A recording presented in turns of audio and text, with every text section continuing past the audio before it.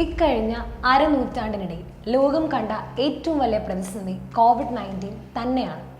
Socially, economically, എന്തിനേരം നമ്മുടെ daily life പോലും സ്റ്റക്കായി പോയ സമയമായിരുന്നു കൊറോണ കാലം.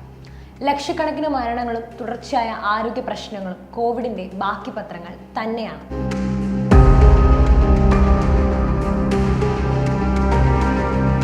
ലോകമെമ്പാടുമുള്ള സർക്കാരുകൾ, ആരോഗ്യ സംഘടനകൾ, NGOകൾ തുടങ്ങി എല്ലാവരുടെയും കൂട്ടായ ചെറുത്തുനിൽപ്പായിരുന്നു COVID-19 കാലത്ത് നമ്മൾ കണ്ടത്. പ്രതിരോധനത്തിന്റെ ഭാഗമായി ലോക്ക്ഡൌണുകൾ, സോഷ്യൽ ഡിസ്റ്റൻസിങ്, മാസ്കുകളുടെയും സാനിറ്റൈസറുകളുടെയും ഉപയോഗവും നിത്യകാഴ്ചയായിരുന്നു.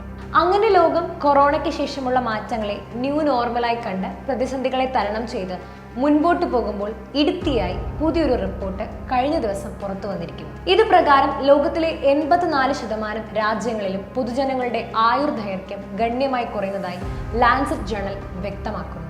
2019 മുതൽ 2021 വരെയുള്ള ചെറിയ കാലയളവിലാണ് ഇത്രയും വലിയ മാറ്റം സംഭവിച്ചത്. ലാൻസെറ്റിന്റെ കണക്കനുസരിച്ച് 2000 മുതൽ 2019 വരെയുള്ള 19 വർഷത്തിൽ ലോക ജനസംഖ്യയുടെ ആയുസ് 6 മുതൽ 7 വയസ്സോളം ഉയർന്നു വന്നിരുന്നു. ഇതിലാണ് കോവിഡ് മഹാമാരിയുടെ 2 വർഷത്തിൽ വലിയ ഇളവ് സംഭവിച്ചത്. 2000 മുതൽ 2019 വരെയുള്ള വർഷങ്ങളിലായി ലൈഫ് എക്സ്പെക്ടൻസി 66.8 വർഷം എന്നതിൽ നിന്നും 73.6 വർഷമായി ഉയർന്നിരുന്നു. കോവിഡിനെ തുടർന്ന് മനുഷ്യായുസിന്റെ 18 മാസം കുറഞ്ഞു.